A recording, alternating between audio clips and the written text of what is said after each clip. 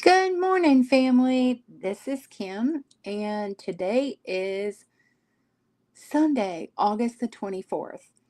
And I know it has been a while since I've been on, but what happened during that time is I ended up going to school for pastoral ordination and got that complete.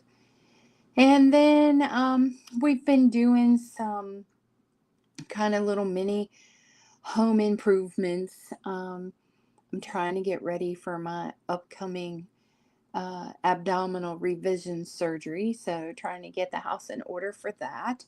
And we waited and waited and waited on a microphone. So I hope this microphone is working. There's no really way to tell until I listen to the recording back, but hopefully it's working and there is better sound for you. I don't have a guest testimony today, but hopefully next week I will. Today I'm going to give the testimony of the time my husband and I were driving to North Carolina. We were actually coming back from North Carolina.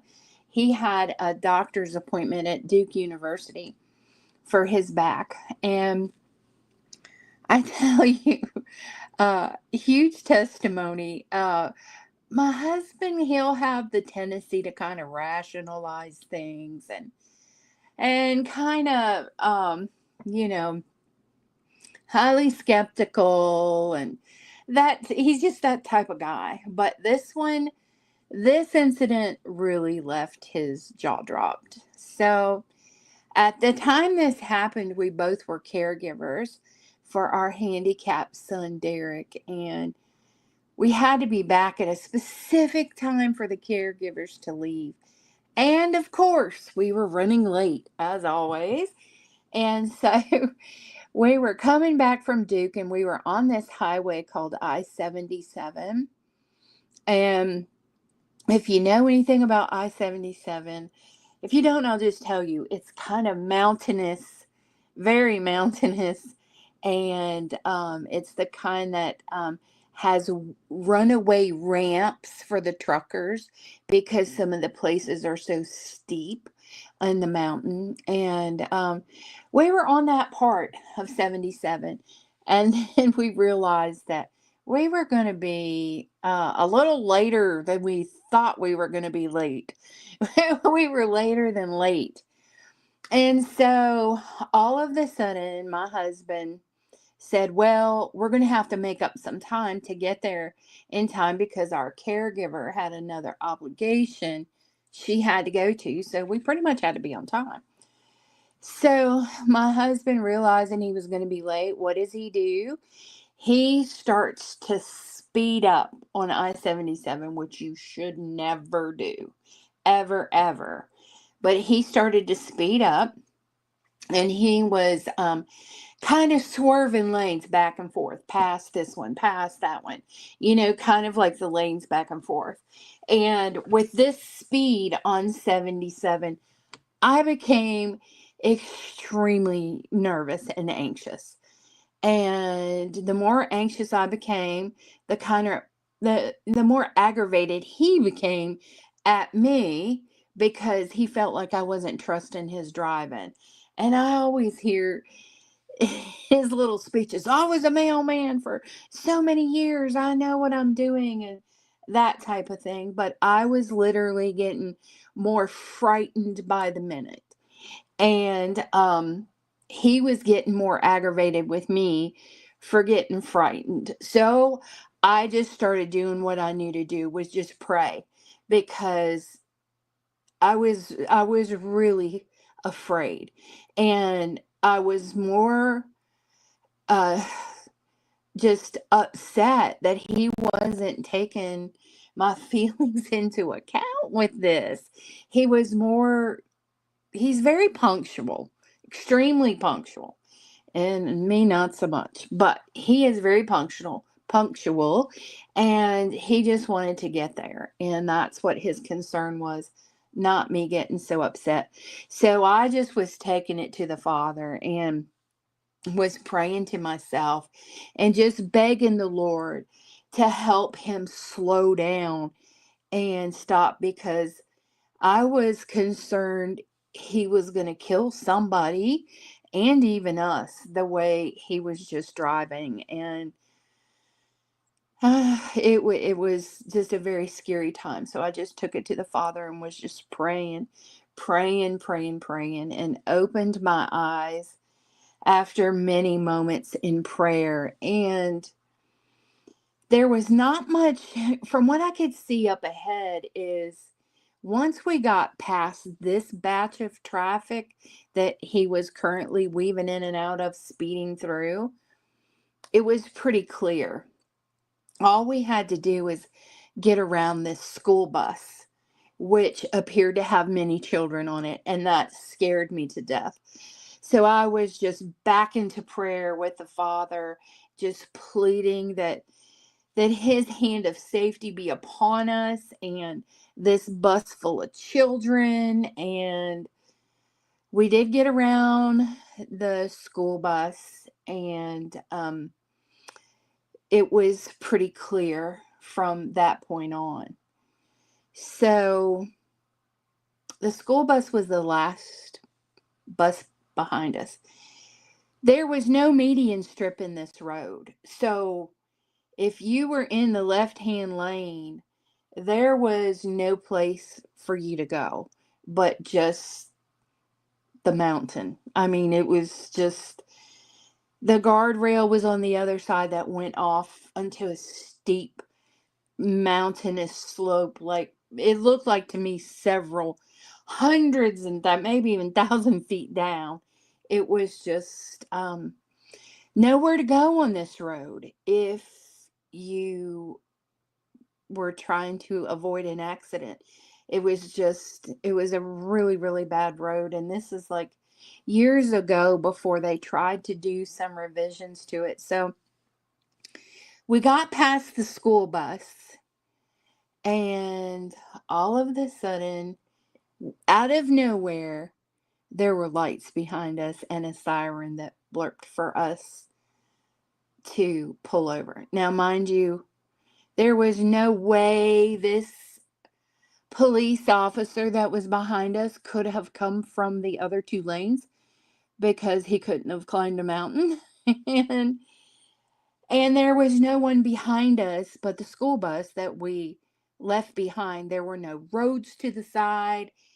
We were just flabbergasted as to where did this police officer come from. I mean, because we did not pass him. He could not have jumped over. He couldn't have come out of a side road. There was only a mountain. And I remember the car was completely silver with no identification on it whatsoever, just the lights and the sirens.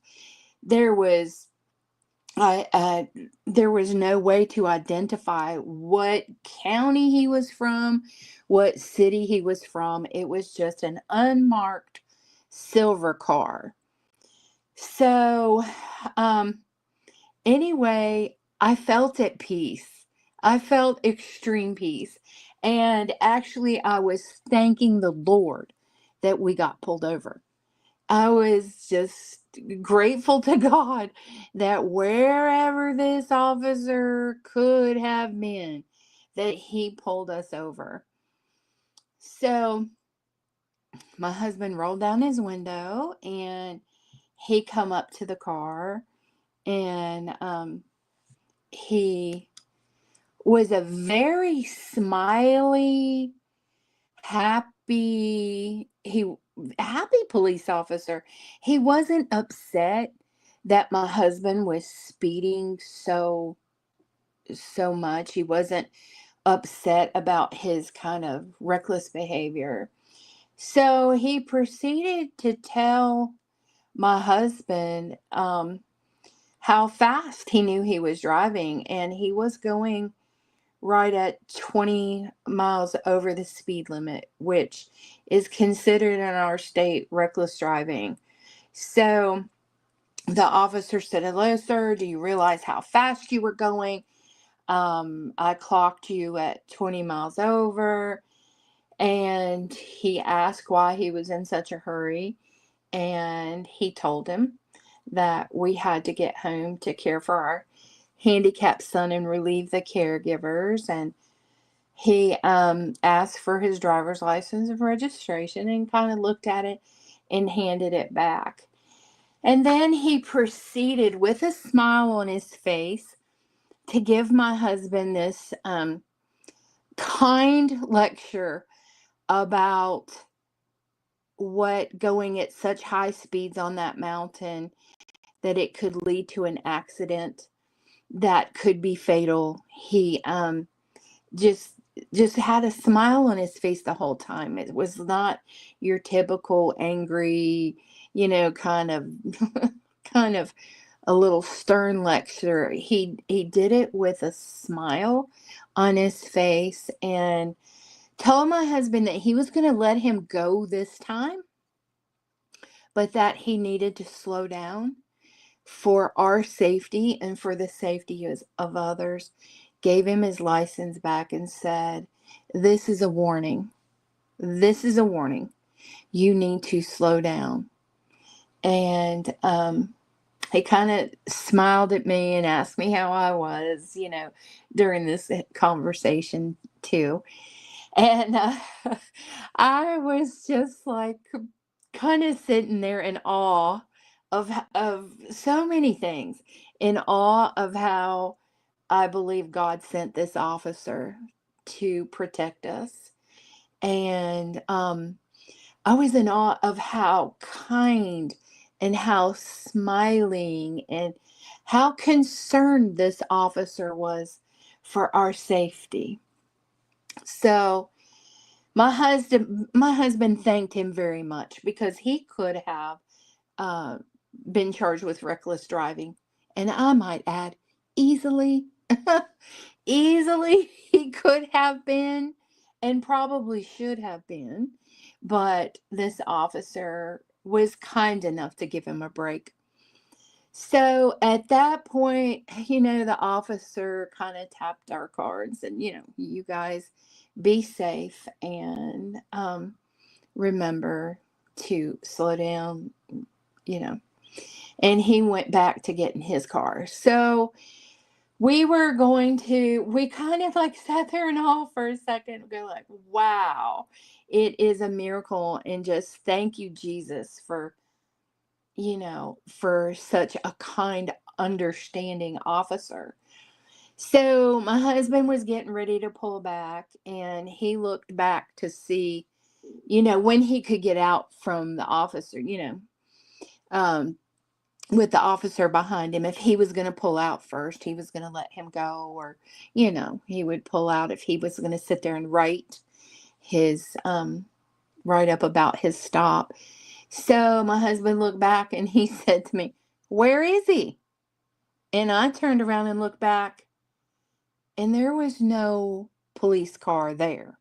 That policeman did not come out and pass us. Now, mind you, he could only go one way, because there is just like mountain cliffs on each side of us. He could only go one way. There was no way he could have turned around and gone anywhere.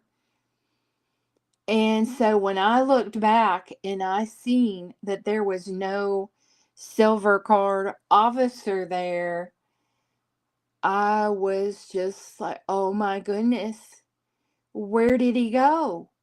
He didn't come around us?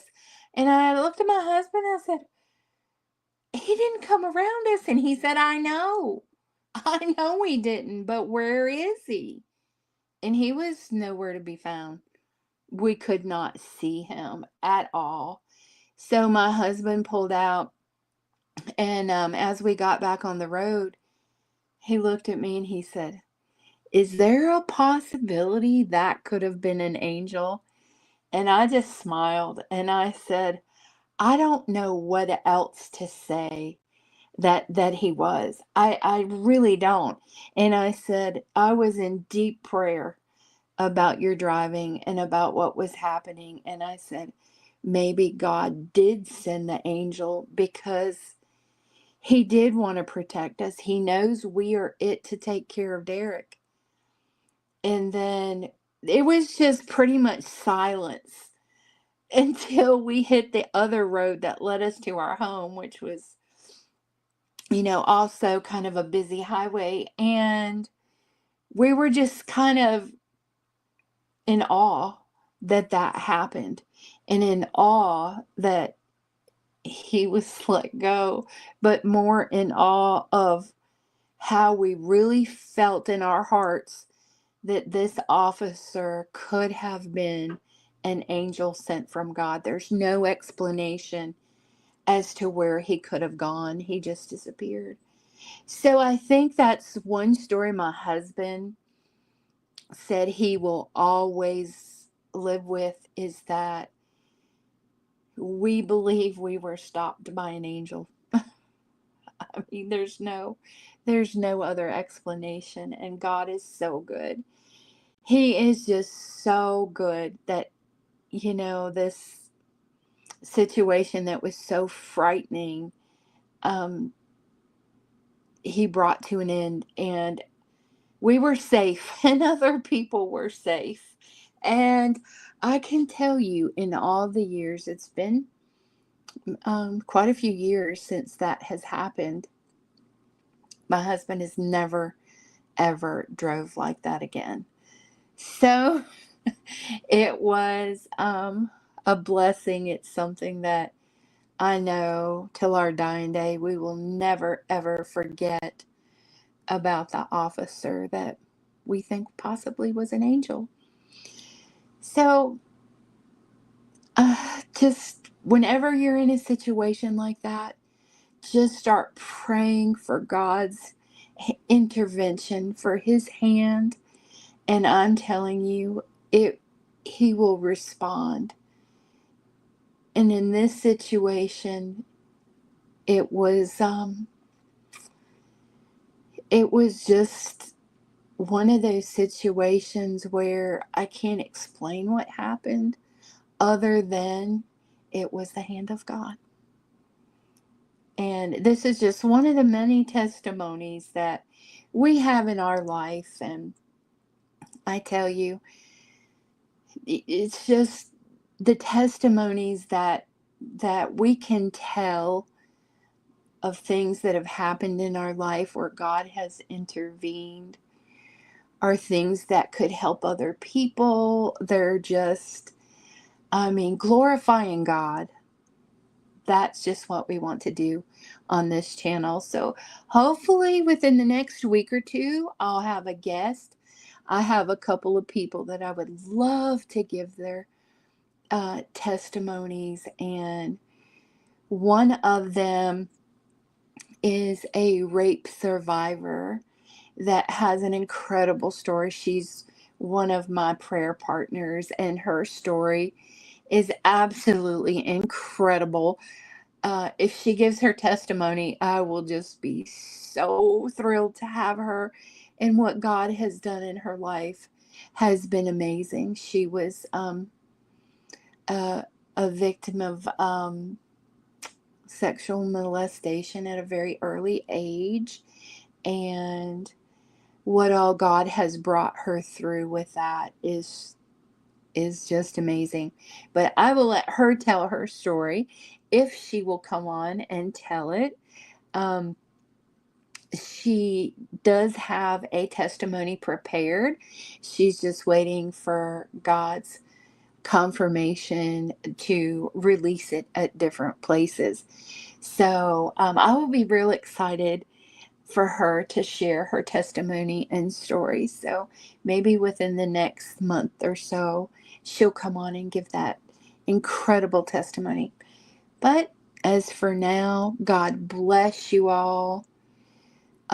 We just are so happy that you're here on this channel and hope to have more testimonies that will inspire you and uplift you. But for now, until then, have a great couple of weeks. We love you, and bye.